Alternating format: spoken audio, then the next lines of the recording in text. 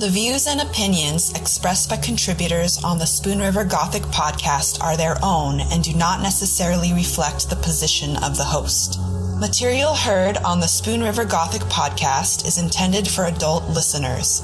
This podcast deals with mature topics that may not be suitable for all listeners. Listener discretion is advised. This is Spoon River Gothic, narrative of a double homicide.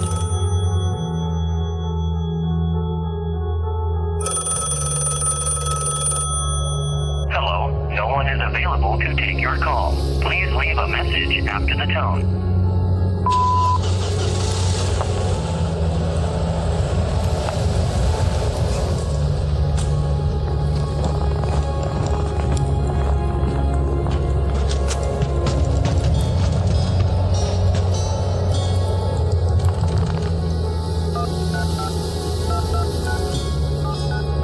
What message of the emergency?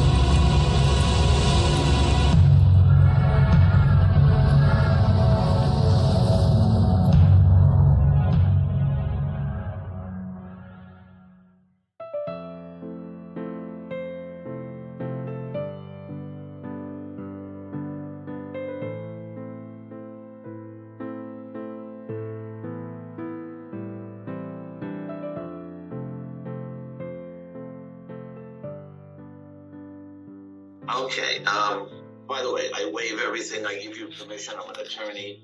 To my likeness, my voice, sell it, do whatever you want with it. Okay. All right. I Any appreciate rights I that. possibly have to it, I waive it. All right? All right. All right. I'm All ready. right. I am your audience and I am ready for this. Okay, let me just, do you want me to talk about myself or all? How is this going to... That would be great. I was the post-conviction lawyer for Donald Bull Jr. I'm a lawyer. I'm retired now. I was a lawyer for 47 years. Last 30, I did exclusively represent people on death row throughout the country, about 5 or 6 state region. My original license in Illinois, but I have permission to represent people in other states. To understand the process, a lot of people really don't understand it. They know, they watch Perry Mason, they see Law and Order, they understand that's a trial. The state has to prove their case beyond a reasonable doubt. And then they have an appeal, and then it goes to the Supreme Court. That's what you call direct review. Most people don't understand that there's actually 3 phases and 3 parts to each phase. The next phase is post-conviction, where the defendant comes in, it's a civil proceeding, and he has the burden of proof beyond reasonable probability that he's innocent or there's errors in the trial. Misconduct, ineffectiveness of lawyers, and then juror misconduct.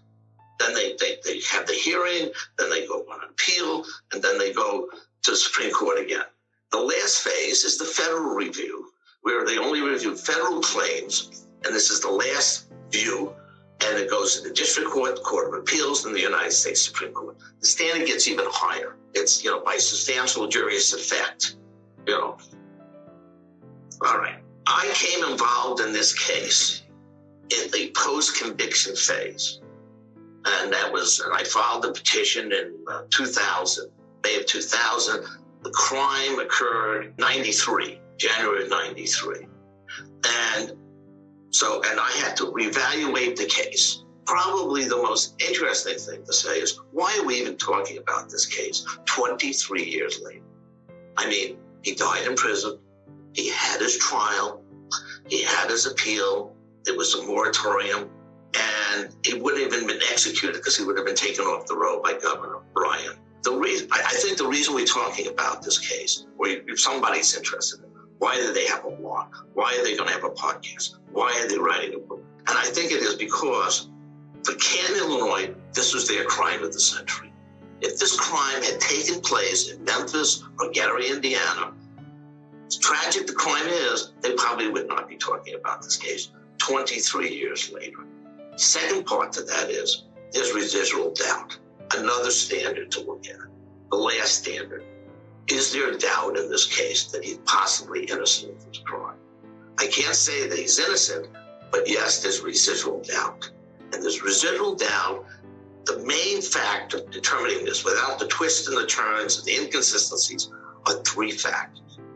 The testimony of Chris Chester and Harold Croiser, if I'm pronouncing his name right, they were not polygraphed. They were snitch testimony. They said Donald Bull basically confessed to the crime to them. But they've also had criminal backgrounds, and they ultimately had benefit from testifying in court. The prosecutor sort of denies that, but it's a little suspicious that they got lesser sentences after their testimony. And what's the big point for me is they weren't polygraphed. The prosecutor believes in polygraphs. I believe in polygraphs, and he polygraphed key witnesses. He wanted Donald Bull to take a polygraph. He gave the other gentlemen that were involved in the case polygraphs. I would have loved to see the polygraph of these two individuals. Had they passed it, we wouldn't be talking about this case today. Had they flunked it, well then, we know something else. The other point, probably not as critical as these two witnesses, is the ring. The ring apparently is not Donna Tompkins's ring. There's no indication that it was altered, and there were no initials in the ring. Can I ask you a question about that? Oh, please, yes. The ring, how do you know this? How do we know that the ring was not actually hers? Well, we had somebody examine it. We had a jeweler take a look at the ring and look at it and compared it to what other people said about the ring. And they said the ring was altered. We had a jeweler come in and say, no, it wasn't altered. But one other point I think is important to talk about, even the ring is not that important. It's these two other witnesses, because he could have stolen the ring without killing her. He could have been a thief without being a murderer. And so, but they add up. There's other evidence there, there's a lot of inconsistencies. But if those two witnesses that I mentioned, Chester and Croiser, passed the polygraph test, we wouldn't be talking about this case. And yes, there's other interesting things, but they're just not as critical. I would also want to add, I mentioned the three things, and I think there was misconduct by the prosecutor, although I don't think he was a monster. He offered Donald Bull a deal before trial, less than death. He was a fanatic on the death penalty, even offered him a deal saying, if you drop your appeals, I'll take you off death row. And so, but I think he pushed the envelope a little bit with these two witnesses by not polygraphing them, because I know he believes in that. And also, he also mentioned that he didn't cooperate. And that interfered with his right to remain silent. When you say he didn't cooperate, you're talking about Donald Bull. Donald Bull, that's correct, Donald Bull. And he refused the offers to take the death penalty off the table. That's correct. That's correct. So, I mean, I have to be fair to the prosecutor, too. You know, I'm against the death penalty. I've handled 80 death penalty cases. And this is considerably a death penalty case. Woman is murdered, child is killed, it qualifies for death penalty, if you believe in the death penalty. I would also add, I talked about misconduct and ineffectiveness. The lawyer could have brought out all these inconsistencies that you probably talked with other witnesses about. But I think the main claim in the case that we thought was the best case, and the first claim that we put in the petition, was juror misconduct. 5 jurors, I believe, went out and said, we voted for him guilty because he didn't testify. And they also believed that something about being left-handed. I didn't even know that he was left-handed or right-handed. And so that's my initial analysis of it. If you have other questions, I'd be glad to answer. Wasn't there also something about 2 jurors that were petitioned that said that if they had the evidence, the new evidence, which I assume... Yes, I believe so. That necessarily doesn't win. We put it in there, obviously, to prejudice the case in favor of our client, but that generally doesn't win. You can't impeach a jury's verdict. But you can get a verdict overturned by misconduct. They initially did something on their own. Can you talk a little bit more about the misconduct? All right. Jurors can't do things that are outside the record. They can't, and they specifically can't decide cases that they're told not to decide. They are told that you can't consider the fact that he didn't testify. You can't do that. And they exactly did that. And so that could lead to a reversal. And how do we know that they did that? Like, how did we find that out? Because we interviewed some of the jurors, and we have affidavits from those jurors. Which is kind of a standard procedure after... Yes. Well, in a death penalty, I mean, not everybody gets the first phase. I took them at the beginning of the first phase. Not every non-death penalty cases get the second phase of post-conviction and then federal habeas. That goes on in death penalty cases. You can in non-death penalty cases, but it's not automatic. I don't know. You were pretty thorough. Is there anything else I put some time into looking at that. I know, you really did put it in. I really appreciate that. I think the most important thing, I mean, you obviously cut it, and for the podcast, is that there is residual doubt here, and that this is the crime of the century. That's why did this happen? Why are we talking today? And I think that, and everything else, there's inconsistencies from all the witnesses, but every trial has inconsistencies. Mm-hmm. But if you take these three things out, the ring and these two witnesses, boy, is that a substantial case. Probably couldn't get a verdict. Mm-hmm. Certainly not the death penalty. You probably would not get a conviction. And one thing is fair, the second phase was never challenged because it was a moratorium by the Ryan. All these cases were put on hold in Illinois. That's why I kept asking questions about that. And then, of course, died. For the family, I did file a clemency petition for him, declared his name, saying that the verdict was unfair. And usually I would never do that. Of all the cases I've had, I've only had 2 or 3 cases that are who done it. Most of them are why done it. Mm-hmm. Most of them are in the death penalty phase. Usually we bring in the experts and say there's something wrong with that person. Do you think he did it? I don't think it happened the way it happened. My instincts are that there's something strange here. Mm-hmm. And I don't know. I will never know without a polygraph of those 2 witnesses. Right. That really nubs it right down. Right. Yeah. And you said that you have no, you don't question the fact that your clients generally did do it.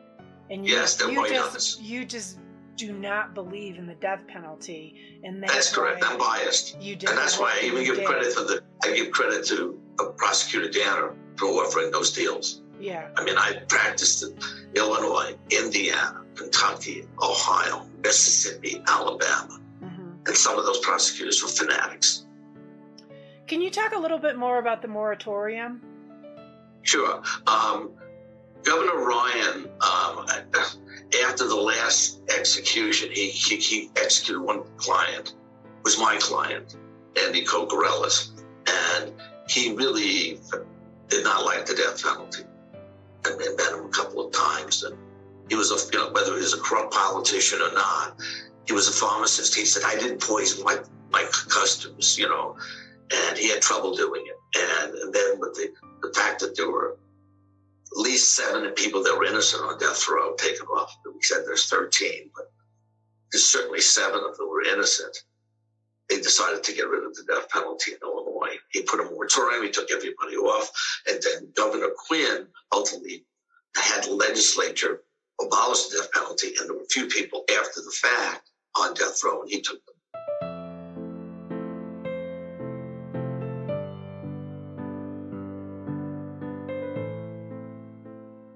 A lot of times witnesses add new facts, there was a little suspicious here without going through each and every one. I'm sure other people do. They changed their testimony. But the key here is we don't know if the snitches were viral. Mm-hmm. And I'm suspicious because the prosecutor didn't take a polygraph test on them. And they did. I wouldn't either if I wouldn't have gambled it. Oh, okay. So, but they did do polygraphs on other witnesses? Yes, they did. I think they did one on Terry Haynes, and they did one on Frankowitz, and so he believed in them, Yeah. I mean, and I believe in them. I know this is being taped. There's an interesting, I watched the other night, it's on Showtime, you may be interested. It's the 12th victim. It's about Starkweather and Fruitgate, the case in Nebraska. I don't know if you know that program. That's an interesting scenario. We watched, that was one of the original early serial killer cases. It's a famous case, I don't know if you've heard about it, in Nebraska. And ultimately, he gets executed, Starkweather gets executed, and Fugate gets natural life, and she spent 18 years. And they ultimately she said she really didn't know that he killed her parents and all that. And ultimately, just many years, Ethel Bailey gave her a polygraph test, and she passed. So, I mean, that would really give the answer to the case. Yeah, you want to see it, and it's sort of it talks about polygraph tests, and it talks about and that was like the really early first major serial killer out there. I mean, there are twists and turns with these other testimonies, but that's not the part of the case. Mm-hmm. I mean, that's that happens more than you think. Right. It seems so. Like I think. Yeah, there's a lot of testimony that seems to have changed. I mean, all that stuff, but that happens in trials. That happens in trials. Mm-hmm. I just gave you the biggies, the ones that really determine why you're talking about this. Yeah. That's why I kept on thinking about this. Yes. And if he's going to do that, that's why I did the introduction. If he wants me to do it over for him, why you have the podcast, why you're writing the book, I gave him the reason.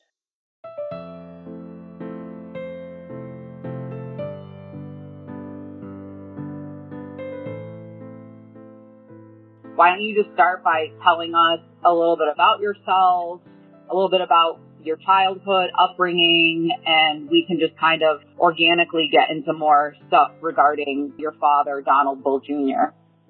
Okay, yeah, he is my dad, but I was never really raised around him, so I didn't have a relationship, like a father-son relationship with him. I could probably count on one hand the many times that I remember seeing him. So in that aspect, I'm kind of viewing the whole situation as an outsider myself. I know I had a pretty close relationship with his sisters and my grandmother, but it seemed kind of like he was never around. He also had my brother who passed. As far as I know, we're the only two children from him. I'm not really sure what else to say. We grew up in Canton, and it seemed like a pretty decent town when all this situation happened. We kind of got backlash out of all that, with just being his kids, I guess, even though we really had no idea what was even going on. How old were you when all that took place? So I would have been 13, I believe, right around there. Really, in a small town with a file case like that, it probably was pretty difficult for you throughout that year and probably a lot of your high school years. Yeah, it was a strange situation because when I was growing up, there really wasn't a lot of Bull kids around. There was me and a couple of cousins who I know. And then now since my daughter's age, they're everywhere. So it's kind of, I guess she's had a lot easier with the fact that, it's not traceable as easy as it was when I was in school. Do you feel like when you think about it, a podcast being made about all this is kind of a double-edged sword? At one point, it's kind of drawing awareness of the complexities of the case and how it wasn't so cut and dry. But again, it's also bringing all this stuff up again. Like, do you find kind of helping you more, or do you feel like it's just kind of dredging up a lot of stuff? I think personally for me, it's more of an informative thing. Mm-hmm. And a lot of it stems from the small town attitude, and there's so many rumors that were going around at the time that, it was really hard to tell fact from fiction and, what road this was going down, which road that was going down. So, and with some of the court documents and stuff that I had in my possession, with some of the other stuff that you folks have uncovered, it's a whole different perspective in my point of view. just to understand like my dynamic, I kind of jumped in on this podcast and helped out with it when they were about halfway through. So I kind of was listening to the podcast for the first time, and, you know, Corey had already done a lot of research and knew a bunch of stuff. So, you know, the first few episodes of the podcast, I'm like, okay, this is like a crazy story, but I was like, it sounds like, I mean, I'm not sure, where's it going? And then we got into more of the details, and I'm like, wow, it's really just, like I said, not as cut and dry as you would like to think, because we're kind of programmed to think, you hear the word DNA evidence and you're like, oh, okay, well, that's pretty much a slam dunk, but it's really not, especially in the early 90s. Right. And for me, like, I understand the whole DNA part, and the testimony was super confusing for me. So I could imagine back then, you know, in the early 90s, and I hate to say this, but the jury probably had no clue what anybody was even talking about. So I think there was the little things like that really influenced the way things turned out. What did you think about your father's attorneys on that trial? Just, I mean, obviously I know you weren't exposed to a lot of the ongoings at the time, but now that you've had a chance to kind of listen to this podcast and maybe do your own research, do you think that there are things that they should have done different or things that they should have drawn more attention to? I do, but at the same time, I feel like the things they tried to draw attention to, they were blocked at every avenue that they tried to take. And I mean, just the part about the money as far as what they were allowed to use for the defense. I mean, he was placed, it was like almost 2 hours away from any of his attorneys, which is not, it's not feasible by anybody to travel 2 hours, you know, on their salary or whatever to go to a place to meet with somebody for maybe an hour. Yeah. And then have to be out several times a week. I don't see that as being very feasible. No, and like you said, the money cap was obviously a huge handicap for them, because you're really limiting the scope of the investigation they can do. And if our justice system is going to put a cap like that in place, then what's the point of trying to do an honest investigation and look into this evidence if you're not going to be able to utilize all the tools you could?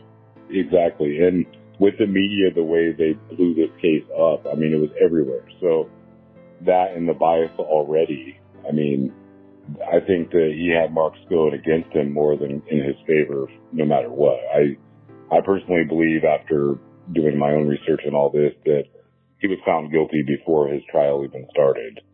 I don't think even your dad would say the same. He wasn't an angel by any means. He made some mistakes in his life, and I think that those mistakes ultimately came back to haunt him when it came to this case. Absolutely. I'm not sure what the deal was with the judge, but if he was going to allow one thing, he should have allowed other things, and it seemed like he pretty much crippled the defense from the very beginning.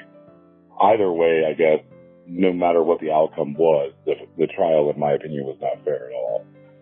And that's kind of the way that, from an outside perspective, I think the trial actually raised more questions than it did answer anything. Throughout the trial, I know obviously you weren't present. Were there members of your dad's family present during the trial? As far as I know, I believe my aunts were. He was actually sentenced to death on my 16th birthday. Oh, and God. we had to go there. I'm not sure what was really going on. We were supposed to testify on his behalf. Then when we were sitting in this little room, he came in and told us we weren't testifying. We didn't have to. So we didn't end up actually testifying. But we were there at the courthouse on that day.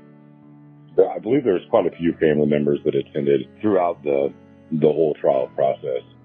What was your family's mindset throughout all this? Because they got to experience this trial in real time. It's one thing for us to be able to go back and read the newspaper clippings and the court transcripts, but they witnessed this all fold out in front of them in real time. And I'm just wondering what their initial thoughts were about whether or not your dad was guilty of it. I know that the majority, like I said, I wasn't really involved in it. So me and Justin both were kind of kept in the dark and kind of out of the whole situation, but I know that most of the family kind of stuff that I had overheard were the fact that they were very upset about the defense not being able to maintain any kind of composure in the courtroom, about the fact that every time they tried to question people, they were stopped or, things like that. And I remember specifically the ring argument. I don't know if I remember exactly, but I know that that was a big thing because the ring had looked like the one that she wore, but it wasn't exact or something to that effect. I'm not really sure. Yeah, and I'll tell you that I read the court transcripts and it confused me. And I went back and read it and it dawned on me, the prosecution did what they were supposed to do because they definitely confused the jury in a lot of those aspects of muddying up those waters, because the ring was it made it sound as though they were talking about the one ring the whole time, when in reality there were two rings that Donna cherished and, loved. And right, and that's exactly what it was. It fooled me. Yeah, because it's very misleading because the first whole half of it, they're talking about this ring that would be easily identifiable because there's initials carved into it and whatnot. And then all of a sudden, the whole situation flipped from that ring to a different ring. Her current boyfriend at the time bought her a new signet ring that represents that old ring. And it was definitely difficult to tell just by reading those court transcripts. And I found it weird that his defense didn't blatantly clarify that with the jury. Right. And I believe that the thing about the ring was it was somebody, and I don't remember this exact, so I could be completely having it confused, but I believe that ring had I don't really know. I don't want to say it because I'm confused myself about it, but either way, there was the rings and something they found in a box, and it's kind of confusing how that was transcribed into positive evidence for, a murder case without any other identical. I mean, if they're going to DNA test everything, they should have DNA tested that as well. I mean, skin cells stay on things like that. That's an excellent point too, and some of that could come down to just reliability of DNA at that time. It's possible that with something like that, nowadays, I feel like we obviously could probably lift skin off that, but perhaps just at that time, the technology just wasn't advanced enough. In the early 90s, there was a lot of limitations for DNA. Yeah, and I agree, because I don't believe that, this whole situation, I don't think would have even went the same way today as it would have in the 90s. There would have been almost an expectation of better evidence and a better way to prove things. For instance, today, everybody has cameras outside their house. So in the 90s, somebody set a fire, took off. Nobody saw anybody leave this house, but there's no cameras to verify it. No cameras to verify a parked car sitting here or there, situation like that. I think it would be a lot different today.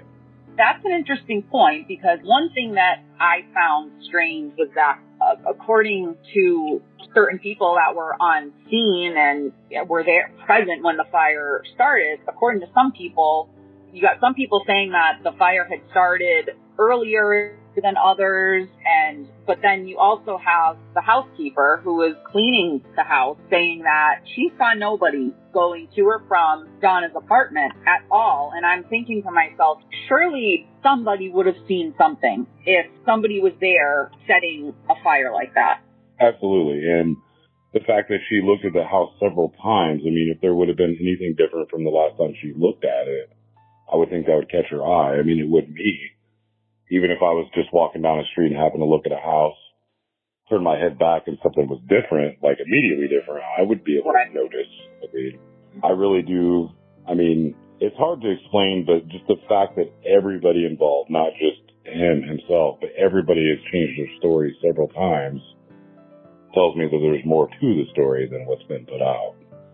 The banker says this happened. He said this other thing happened, and then that thing happened, but and I'm by far not a fire expert, but I have set myself, little campfires or whatnot, fishing and camping. And if you pour even gasoline on something and you don't light it quick enough, it won't light. It's just not going to work. Yeah. And even if you start a charcoal grill, sometimes you have to add more fluid until it finally ignites. So I guess I don't buy the story about the smoldering fire that just kind of whipped right back up. There's obviously a lot of fire forensics that were done, but I also feel like some of those forensics were only to prove that Donna and Justine were murdered. I feel like a lot of the forensics paint that picture, but I also feel like some other plausible reasons as to why they have, for example, I believe there was an expert put on the stand that said it's very plausible that they didn't have soot in their lungs because they died due to just the heat of the fire, right. Like the heat and completely like consume your insides if you're breathing when that goes off and it's enough of a roar. So, absolutely.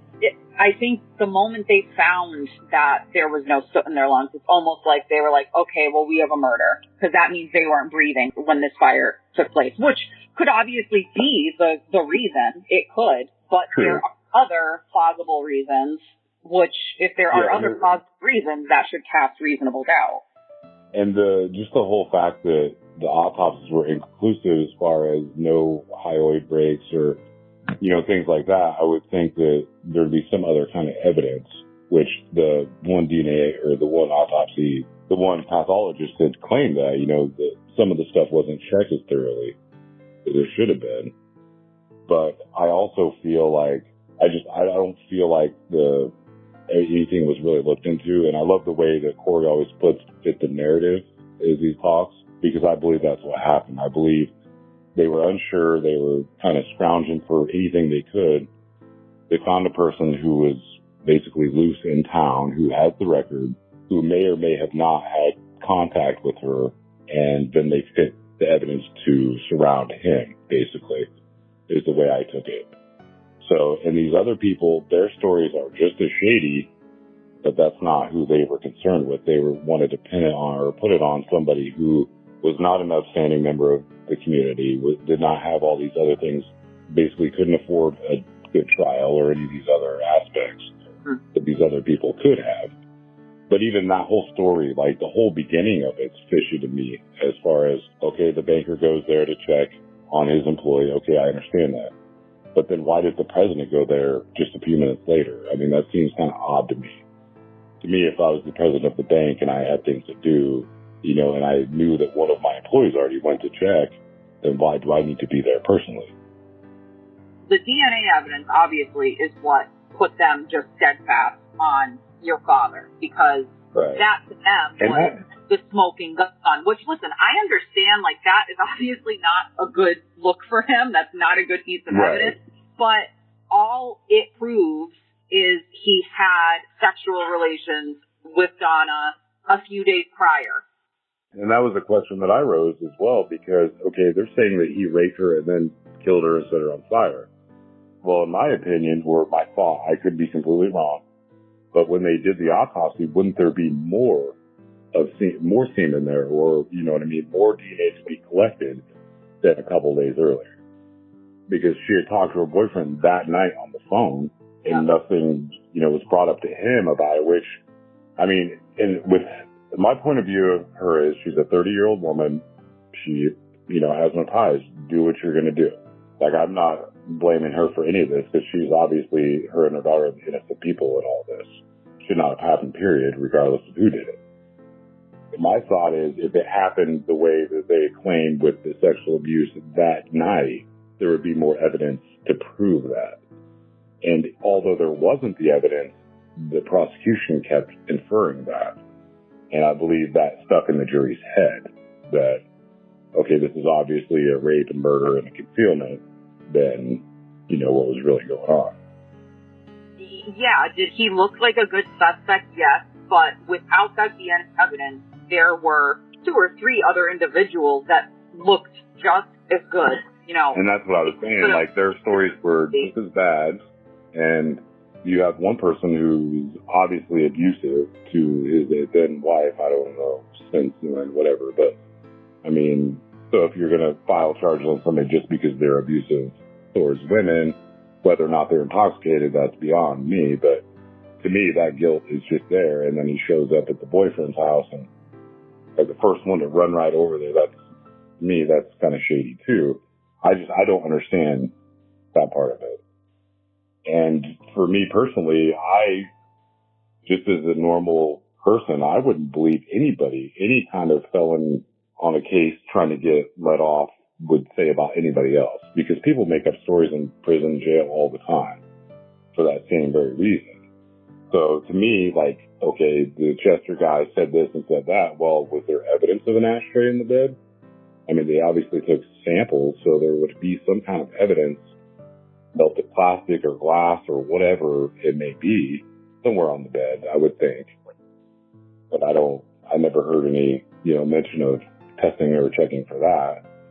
And just the fact that he said, oh, I'll do better, kind of, I'll make the story better is what I insinuated. When your father was sentenced, I know that it didn't just end there. There was an appeal, and he put through several appeals. I know you were a little bit older at that point, so you're probably like 17, 18. Were you paying attention to things at that point, or were you just kind of wanting to distance yourself from all that?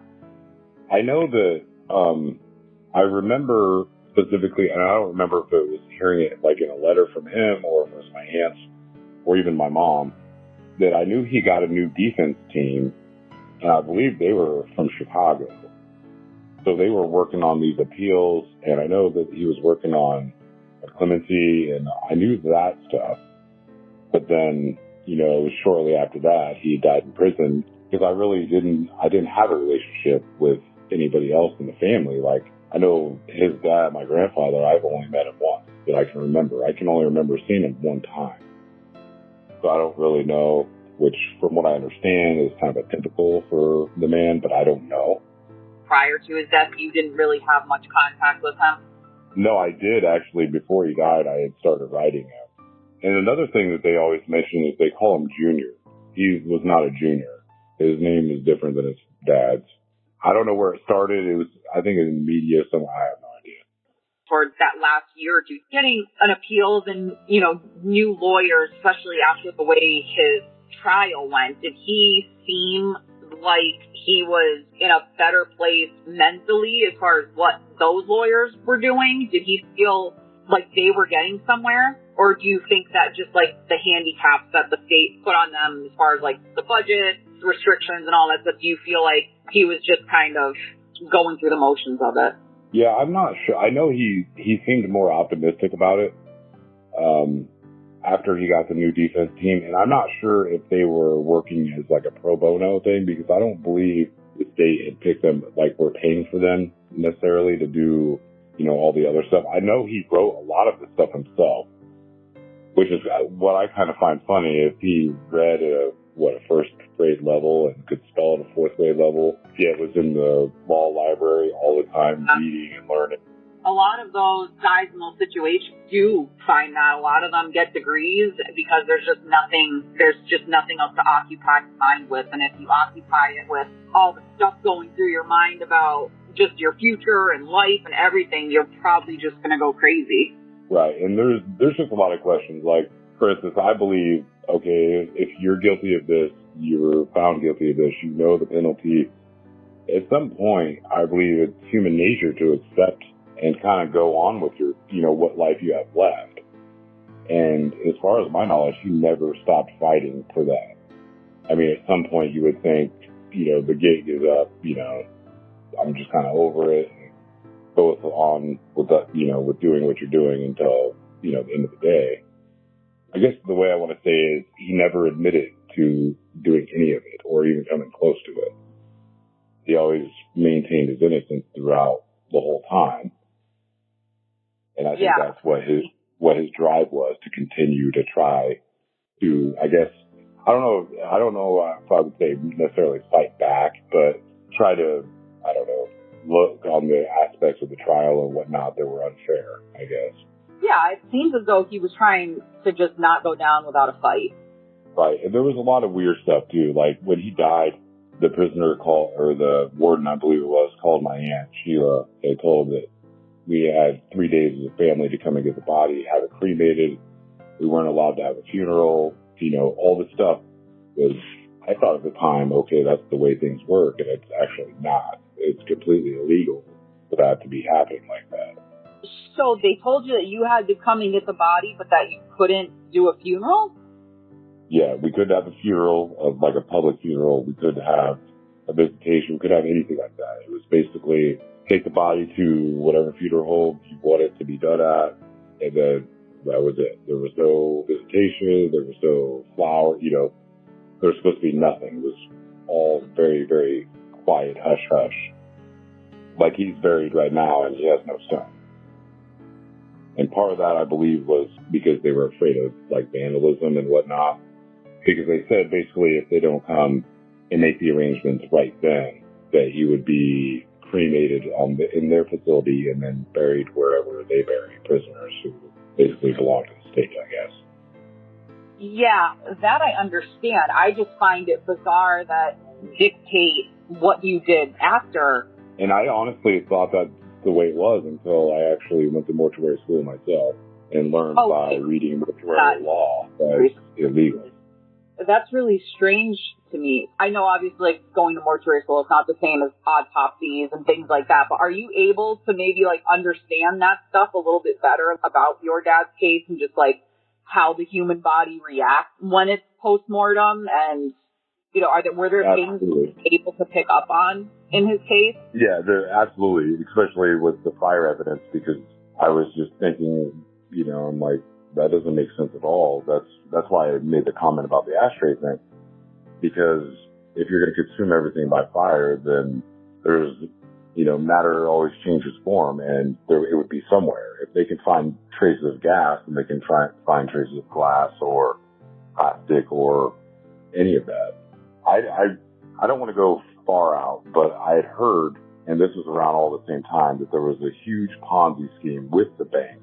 And I had heard this later, of course, later in life, that the reason this all happened was she became aware of it. And she was basically taken care of because of that. And then they pinned it on him because he's a scapegoat.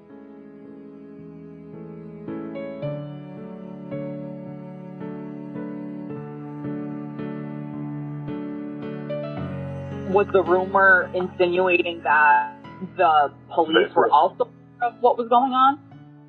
I'm not sure if it went that far, but as far as I understood it, was the people that were responsible in the Ponzi scheme, the ones who made all the money.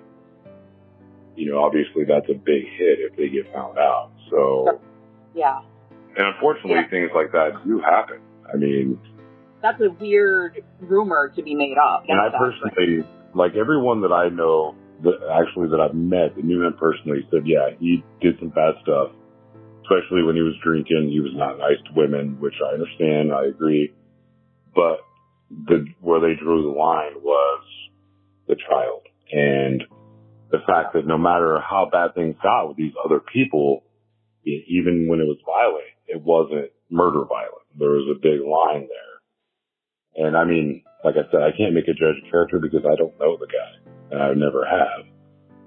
But you go from drinking and trying to sleep with somebody compared to killing them and a child and setting them on fire. I mean, that's a big stretch to me. It is a jump to kill a child. It's a huge, huge jump. It would be still extremely, extremely tragic and horrible if this was just Donna that was a victim of this. But the fact that it was a child too it puts it at a different level. It puts it at a much darker, like you have to be an extremely dark and disturbed person to do that. Right. And I agree. And I mean, this is not necessarily my opinion as far as like completely mine, but just from what I've heard over the years, it seems like it was a hit as far as like a professional thing. And the kind of the way that it worked was, he already had the record, and then just by digging around, which the cops probably did do their job at the time, just digging around looking for whatever, found that this and that were connected and just kind of went from there. But there are also, and myself, I watch a lot of true crime myself, I'm not going to lie. And there's a lot of other things that I guess could be more disguised, like poisonings and stuff like that, that would be only skin level, and with the fire would completely cover that up. So, I don't know. Just kind of a thought that I was just talking to a few people about. It's a very weird way to go about ending somebody's life, right? Because you do that, and I mean, you know, as soon as you set that fire, it's only a matter of minutes until somebody knows something's wrong. Other ways to go about it that could have bought you hours, maybe a day. I do think they were murdered. I do think that is a very strange way to go about just trying to discard the evidence. Yeah, I agree. Because it draws a ton of attention. I mean, you kind of realize, like, okay, something weird happened here right away. And the only reason I kind of even put a little bit of thought into it was just because the whole story with everybody involved is some crazy shit, period. Mm-hmm. So, I mean, and the farthest thing from out of the box that you would see, I guess, on like a movie or a film would be somebody who's not connected to anybody doing it, and then it just so happens that these other pieces fell into place and kind of, you know, it is what it is. But I do agree that she was murdered, but at the same time, I don't believe he did it. I mean, at first, when it first happened, I kind of understood that he did, but I was only understanding the parts that I was being told and fed. Now that I'm older and I've looked into it more myself, I have a lot more doubt than I do certainty about who did it. And I guess that's kind of the way that I'm looking at it now is, you know, if he didn't do it, that means somebody out there has gotten away with it. And it's a shame because they should be held responsible for what they did, because after all, like I said before, the true victims here are her and her daughter at the end of the day. It's not just a matter of finding somebody guilty for a crime. It is a matter of wholeheartedly, without any shred of doubt in your mind, proving that they did it. And was there a lot of compelling evidence against your dad? Yup, there was some stuff, and it didn't make him look very good, but there were other ways that evidence could point to other scenarios, other reasons, other than the fact that he murdered Donna Tompkins and her daughter. And right. I don't think, just because this evidence could point in that direction doesn't mean that is what happened. Because this evidence could for example, the DNA evidence. Could that DNA evidence mean that your dad was there that morning and is guilty of it? Sure, it could. But could that evidence also mean that he was with her 2 nights before and they had consensual sex? Yes, it 100% could. So it's not without a reasonable doubt proving he did it. Yeah, and I agree and feel the same way. Like I said, I want to know the amount wise, would that differ, you know, between a person who died with or without, you know, with the fire happening? I mean, to me, that could say a lot. That could say, okay, yeah, there was DNA, but it was trace DNA. There was, you know, a little bit in there, not a full amount that you would expect after one has sexual relationships with people.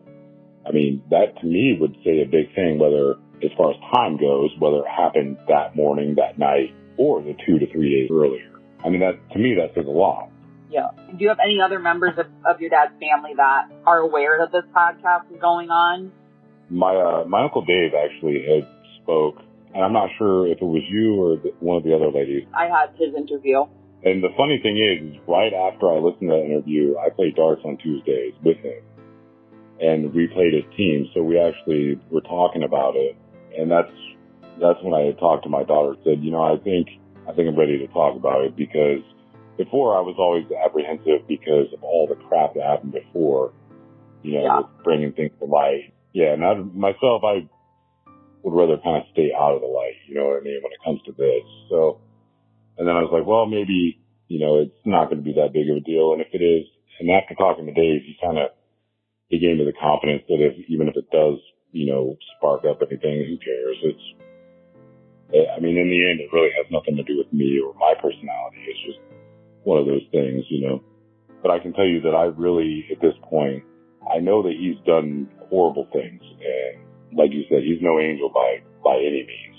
But I believe that there's a big difference between what he's done in his past and actually murdering somebody, especially a child. I mean, there's a huge line there. And I don't feel like he could cross that. I would hope that nobody could cross it, but I know people do.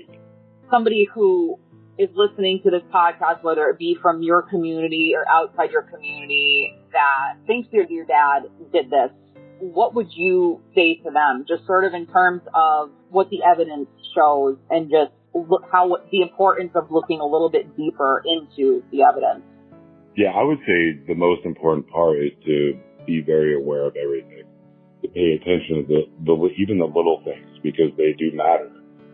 And if you don't understand something, look it up, and don't stop looking it up until you do understand it.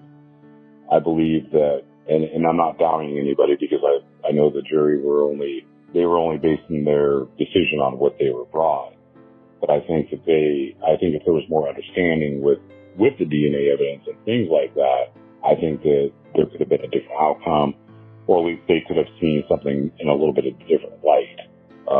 My best advice is to keep your mind open and do research. I mean, if you don't understand something, look it up. Google is free, and you can look up anything on Google.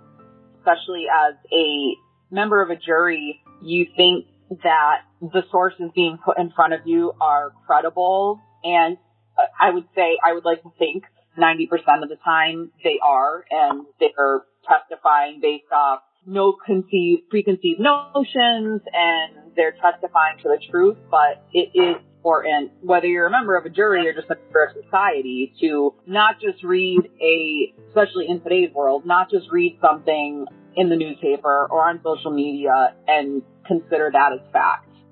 Yeah, and the way it seems, especially today with the news and the social media, everything gets either blown out of proportion or completely in the wrong.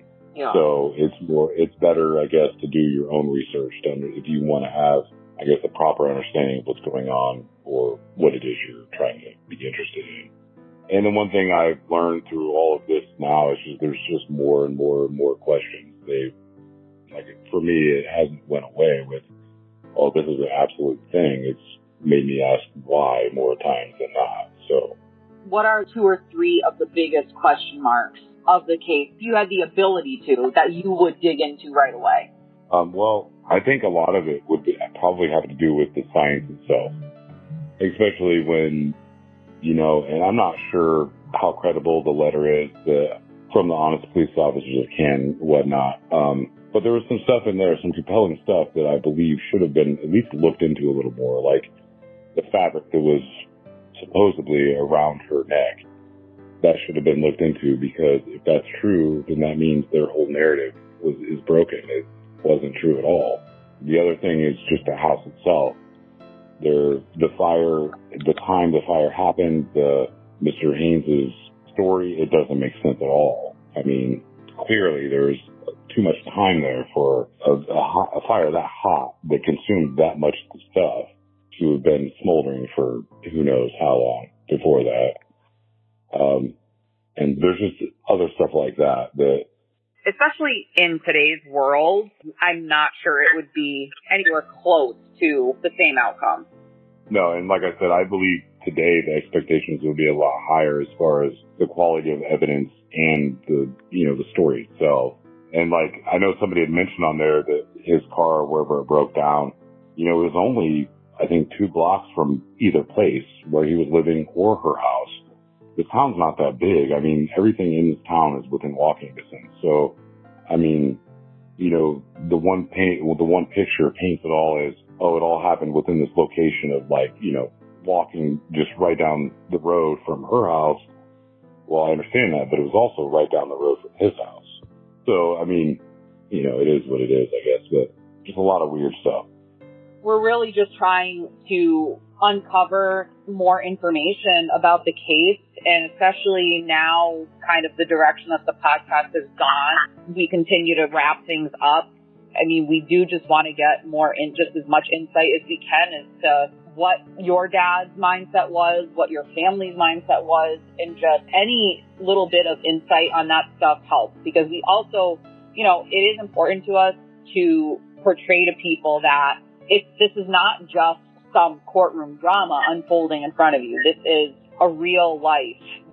This is a guy with kids and now grandkids living in the same community still, and they're still affected by it. It's a lot to deal with. It's not just courtroom drama. It is, it's real life. Well, and I really do appreciate all the work that all you folks have been doing, because like I've been saying, the only true victims in this are her and her daughter, and I believe that, if he didn't do this, then somebody should be held accountable for it, because it affected her family just as much as it affected ours. And so I believe the truth is out there, and I think you guys are on the right track to finding it. And either way that it comes out, as long as the truth is what's found, and that's all that really matters in the end.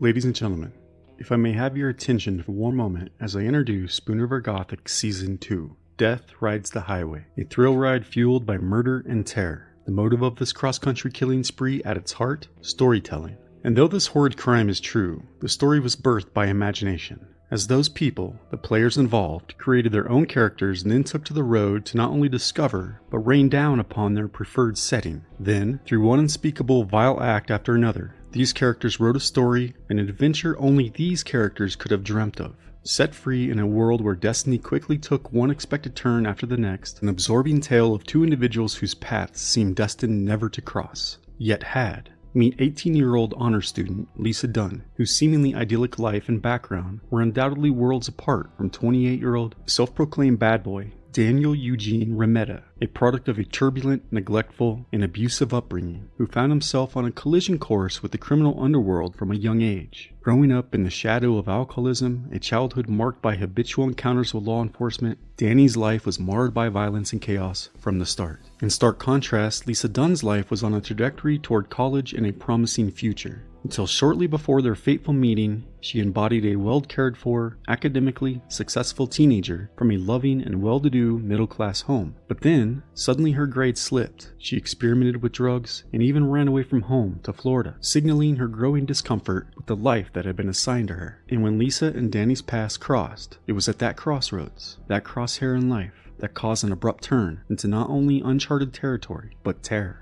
At Radio Vérité, we aim to unravel this captivating tale of how these two vastly different individuals came together. We will deeply explore the intricate dynamics that led to a cross-country, multi-state killing spree, one marked and dog-eared for all time by early onset mass murder, in a time of social change, just at that dawn when murderous violence would spill out across the nation. As we delve into the narrative, we'll grapple with the haunting question: who was manipulating who? Who transitioned into an active accomplice? And with the complex interplay of Danny and Lisa's conflicting backgrounds and terrible choices, along with the influence of consequential figures like former altar boy turned cold-blooded killer Tagalong Mark Walter, and hitchhiking Vietnam vet J.C. Catfish Hunter, just what sociopathic crimes would transpire. Follow along with Spoon River Gothic Season 2, Death Rides the Highway, as we present a compelling true crime road saga that will challenge your understanding of human capacity for both darkness and redemption. Coming February 2024, wherever you get your podcasts.